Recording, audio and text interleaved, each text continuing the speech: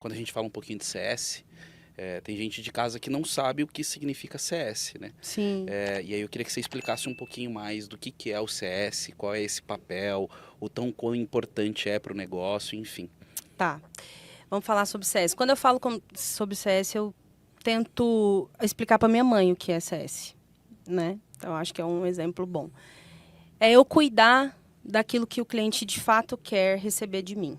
É eu fazer com que isso aconteça de verdade. Então, geralmente, quando eu sou questionada ou perguntada sobre o que é o CS, para mim, no fundo, é um embaixador dentro da empresa que você contratou que vai garantir que você receba aquilo que você contratou da melhor forma possível, te entregando os melhores resultados possíveis e sendo um elo de confiança entre você, entre a sua marca e o seu prestador. Então, eu costumo dizer que o CS ele é o embaixador mesmo do cliente dentro da empresa, assim, que garante que o interesse do cliente ele é realizado, que garante que as coisas estão acontecendo para que o sucesso dele lá na ponta aconteça. Então, eu costumo dizer um pouco sobre isso. Legal. E quando a gente já entrando, né, um pouquinho mais dentro do negócio, as pessoas costumam confundir um pouquinho o papel de CS. Sim.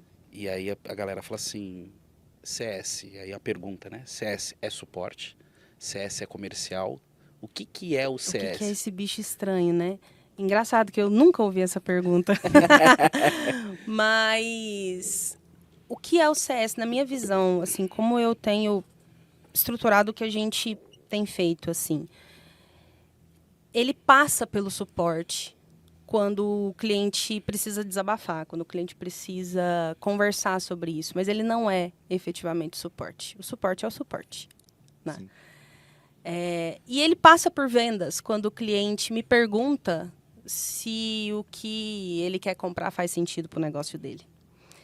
Então, ele é um intermediário, sim, entre a relação de manutenção que nós temos dentro dessa relação de marca-empresa, mas ele também ele é um consultor.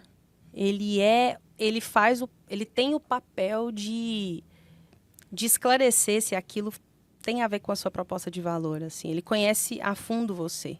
Ele é uma pessoa que vai te dar uma opinião sincera sobre novos passos que você precisa dar, como você deveria estar tratando o seu cliente e se você não está fugindo da sua estratégia. Né? Eu já tive algumas situações onde eu mesma questiono o cliente de falar assim, mas não está um pouco diferente do que você queria? Essa demanda sua não me parece conversar com o seu objetivo. Eu entendi o seu objetivo errado.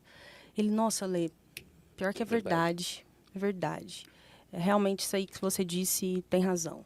Então, assim, às vezes a gente funciona como uma consciência externa dos caras, assim, dos clientes. Assim, isso é meio que uma consciência, uma vozinha que fala pro cara, talvez não é por aí que você deveria ir, ou então talvez não é por aí que você poderia surfar nessa onda. Então, um pouco disso, assim. Eu acho que o legal quando você fala um pouco de entender o propósito do cliente, é de você conhecer a fundo o negócio, né? Até para você ter propriedade Sim, de falar para ele, eu acho que aqui nesse caminho você não vai chegar aonde você quer chegar e olhando para o teu propósito como negócio. E no que tange a CS, a gente tem situações, seja ele na parte de onboarding, de ongoing. Existe estratégias diferentes entre um e outro. E como que você enxerga, né, o papel fundamental do onboarding e o do ongoing dentro do negócio, principalmente olhando e visando o sucesso do cliente mesmo? tá. Sim, eu acho que existem estratégias diferentes porque é um relacionamento, né? Então, o momento do onboarding é o começo, né? De tudo que a gente vai viver ao longo de uma parceria, ao longo de uma jornada. Então, eu vejo muitas empresas trabalhando muito bem o onboarding, né? E deixando o ongoing muito... Depois eu vejo essa parte, deixa eu garantir que o onboarding vai ser muito bom. E eu vejo muitas empresas também investindo mais no ongoing do que no onboarding. Eu acho que precisa haver uma sinergia entre essas duas fases, mas não necessariamente a gente deveria dividir a experiência do cliente nessas duas fases. E isso começa, inclusive, na estruturação da sua própria equipe.